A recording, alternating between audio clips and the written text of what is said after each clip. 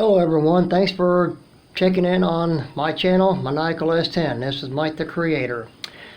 This is some information and material for part 1 and part 2 of the ball joints on my 010 Aveo.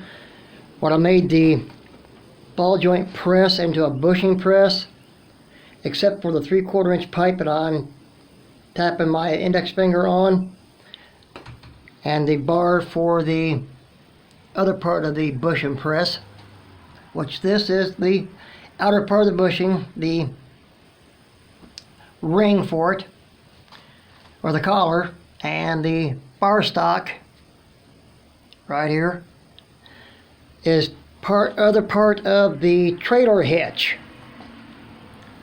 That's the year that the trailer hitch fits, 69 to 70 Chevy. Now it focuses. This part I haven't used, obviously, but the part I did use goes to this. And that part was taken off. I got this at the Treasure Isle Flea Market in Monroe. That's where I get a lot of my tools and my materials to do my work with. Great flea market. I do most of my shopping on the outside. So there that is. Now give me a second, I got something I want to show you, an update. This is more of the back part of the trailer hitch. As you can see what pieces I've cut out and off. Gives you somewhat of an idea what I cut up to make my adapter pieces for my ball joint press into a bushing press. Now I'm going to show you the update, give me just a second. Okay, this is the part, or the equipment I made to press the bearing out. Sorry, I'm used to saying bearings. The ball joint.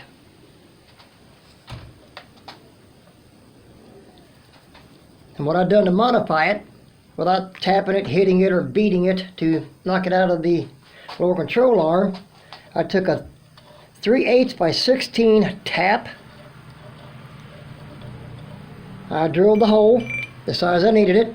What you do is you take the tap, take a nut that fits the tap, center that spot in the 3/4 inch water pipe fitting that I cut, center it the best eyeballs you can, drill the hole, tap it, and there's the size of a thread that you would need. That's just a bolt I had stuck in it. That way the welding I was doing earlier wouldn't get slag in my threads, because I just welded some more onto this to reinforce it. So what this amounts to is 3/8 by 16, and your 3/8 by 16 bolt will go right in it. But here's what I've done to modify this. Give me just a second. Yep, you guessed it, it's a dent puller. I bought the small one. I figured I'd have a use for it sooner or later. I found out the use for it now, other than pulling dents with it, which I don't do dent pulling. I tried it once and I overdone it and made a pucker on the outside instead of the inside and pulling it out flush. But that's been decades ago.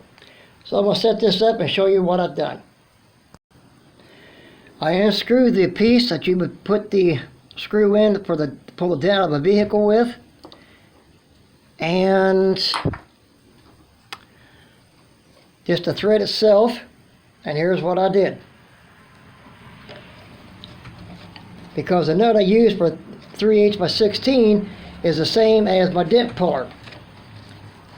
So once you get this part of the equipment to press the bearing in and all the way out through, so you can get it back out without smacking it with a hammer, is I do it this way. Give me just a second. Now since the dent puller is a small one and is not made for this kind of use, here's how this works. Now for added security, I got the nut that fits the slide hammer or dent puller, and there's enough thread on there to give it extra tightening power and security for when I go to pop this out, it should hold. That way it don't strain my dent puller. I can use it for something else. But primarily I'll use it for this. I won't use it often, but I can use it again.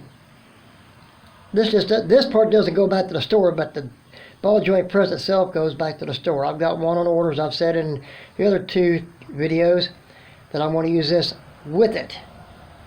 So give me a second. Okay, as you can tell, let me get it there. I just got that nut on like that so I don't lose it.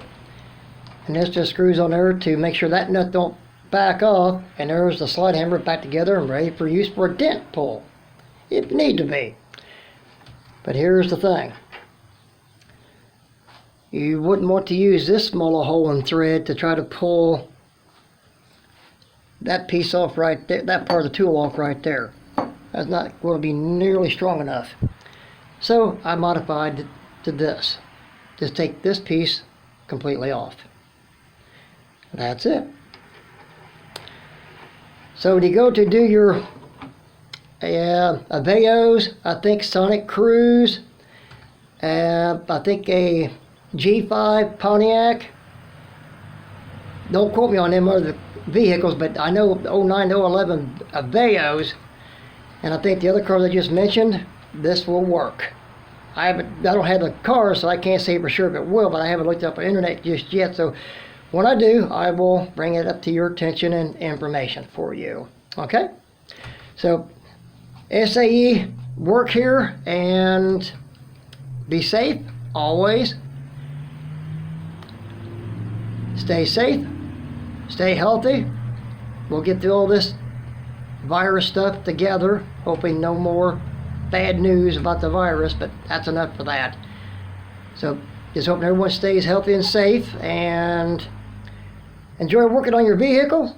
Be safe and take care, okay? Maniacal S10 channel saying thank you so much for stopping in. Please like and subscribe, and I will bring you further updates and new projects. And my specialty tool, which for pulling out this part of the tool out of my lower control arm on my Aveo, come in handy again when I do the ball joints. So on that note, that's all for now. Oh, one more thing, sorry. On this part here, I'd put some grease on it. Makes it a lot easier to get back out. Well, grease you leave in the hole, you wipe out and be good to go. I don't glue these.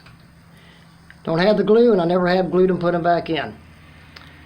So on that note, have a safe one, be safe, and I will talk to you later. Have a great one. Thanks. Bye.